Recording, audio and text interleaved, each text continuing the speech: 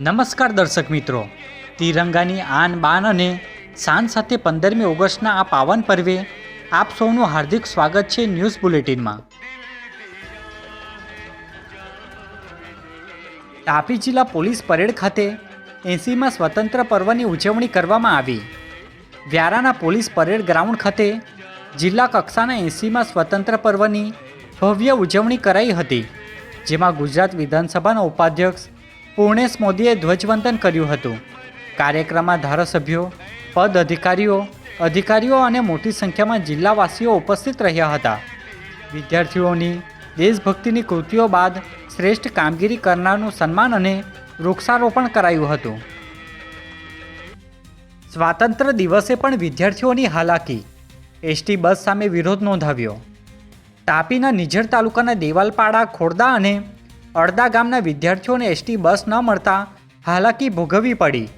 સોંગઢ કુકરમુંડા સરવાળા રૂટની બસો ન ઊભી રહેતા 15થી 20 વિદ્યાર્થીઓ વેલદા ટાંકીથી નિઝર સુધી પગપાળા પહોંચ્યા। વારંવાર રજૂઆત છતાં સમસ્યાનો ઉકેલ ન આવતા વિદ્યાર્થીઓએ વેલદા ટાંકી 3 રસ્તા પર વિરોધ નોંધાવ્યો હતો। ડોલારા ગ્રામ પંચાયતમાં ભ્રષ્ટાચારના આક્ષેપો, તપાસની માંગ સાથે ગ્રામજનોની ફરિયાદ।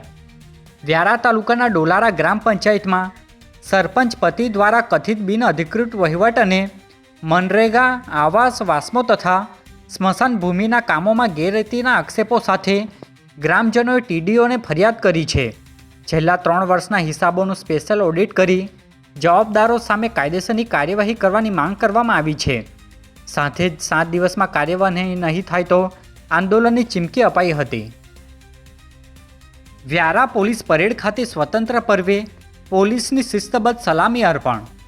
વ્યારા પોલીસ પરેડ ગ્રાઉન્ડ ખાતે 80મા સ્વાતંત્ર્ય પર્વની જિલ્લા કક્ષાની ઉજવણી યોજાઈ હતી, જેમાં ગુજરાત વિધાનસભાના ઉપાધ્યક્ષે ધ્વજવંદન કર્યું હતું। આ દરમિયાન પોલીસ ટુકડીએ હર્ષધ્વનિ અને વોલી ફાયરિંગ સાથે રાષ્ટ્રધ્વજને શિસ્તબદ્ધ સલામી અર્પણ કરી હતી। ત્યારબાદ ઉપાધ્યક્ષે ખુલ્લી જીપમાં સવાર થઈ પોલીસ પરેડનું નિરીક્ષણ કર્યું હતું। કાર્યક્રમમાં જિલ્લા પોલીસ વડા જૈન દેસાઈ સહિત પોલીસ અધિકારીઓ અને જવાનો ઉપસ્થિત રહ્યા હતા। વ્યારામાં માજી મુખ્યમંત્રી સ્વ અમરસિંહભાઈ ચૌધરીની પુણ્યતિથિ નિમિત્તે રક્તદાન શિબિર યોજાઈ।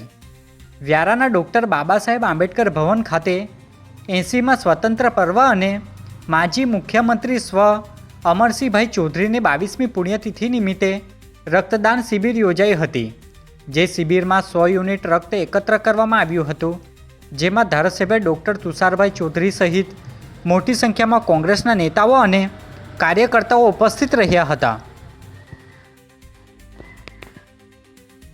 સોંગઢના ઘુટવેલ ગામે એસટી બસ રૂટ ફાળવવા માંગ, સોંગઢ ડેપો મેનેજરને રજૂઆત કરાઈ।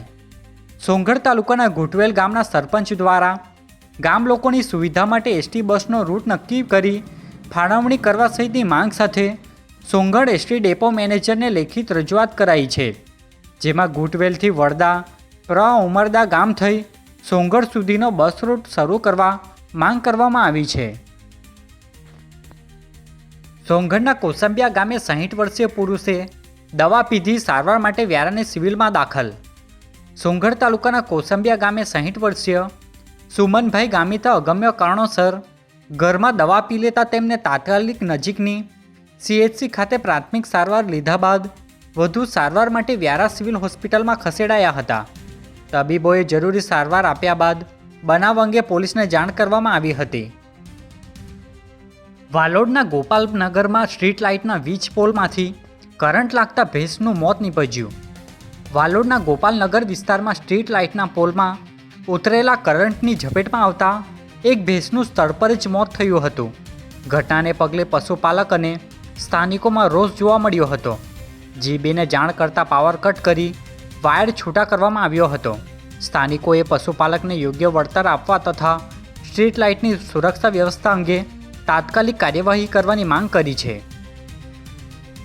આજે બુલેટિનમાં બસ આટલું જ, અને સમય ક્રાંતિ ન્યૂઝ ચેનલને લાઇક, શેર, કોમેન્ટ્સ અને સબસ્ક્રાઇબ અવશ્ય કરી લેશો, જેથી કરી તમને તાપી જિલ્લાના સમાચારોની અપડેટ મળતી રહે, અને મને રજા આપશો। આભાર। જય હિન્દ, જય ભારત।